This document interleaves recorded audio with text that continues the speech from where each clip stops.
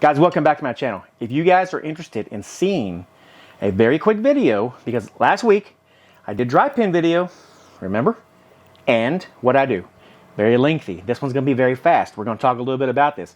You need to make sure that you get the right bit for each and every dry pin you use. This dry pin in my hand requires a 1/4 inch bit to put it in a block or brick or whatever. So I'm gonna try to show you something that is pretty neat.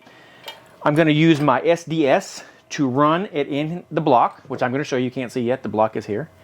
And then I'm going to take this heart drill, like I did last week, with a 1/4 inch bit on it, and I'm going to sink it in there without using a hammer drill, because you can do it, okay? Just got to take your time. Now, it's a little harder, obviously, the bigger the bit goes, to drive these in with non-hammer, but you can do it. I'm going to show you.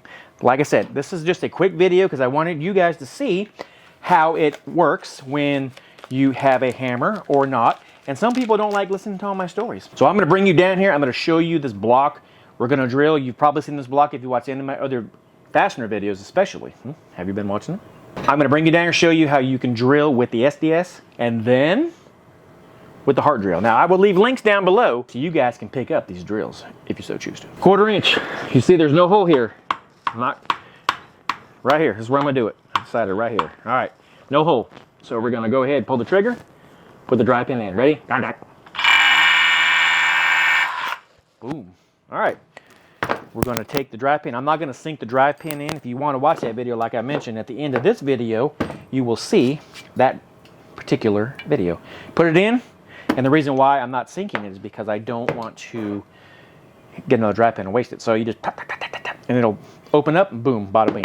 All right, now, without the SDS, now, I don't have a 1/4 inch bit, so I will use this SDS bit inside of my heart drill. Will it work? Oh, yeah, of course it will.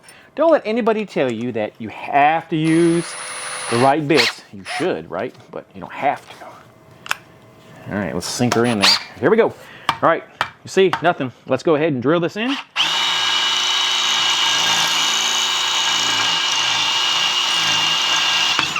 All right. Same as the Tapcon video if you watch that. If not, you need to go back. All right, there's the hole. Boom. And then you would tap, tap, tap, tap, tap with your electrician's hammer. Now, the reason why I did that video with the 2 drills is because, first of all, I told you guys a while back in the Tapcon video I was going to show you how to use a non-hammer drill to put your fasteners in. And I just forgot. So today, I decided to make a quick video without a bunch of conversation, which seems like there's still a lot of conversation in this video. Super easy to put these in. You don't need all that hammer drill and all them highfalutin drills like I've mentioned before. You can definitely put it in with a regular Walmart hammer heart drill. No, you can, let me try that again. You can put it in with a regular Walmart drill made by Hart, and it goes right in as you saw. So don't be discouraged thinking you have to go buy all the hammer drill and all them high dollar drills. I mean, it's better to have them, I think. Have them both, right? But you don't have to, because you can see right now that this little teeny weeny Walmart drill did its job. Now all links will be down below to all this stuff, and if you want to see really involved with all of the very important stuff on the dry pin check right here in this video when it comes up, click on it and I will catch you guys in that video. God bless, and I'll catch you on the next one. Have a great day.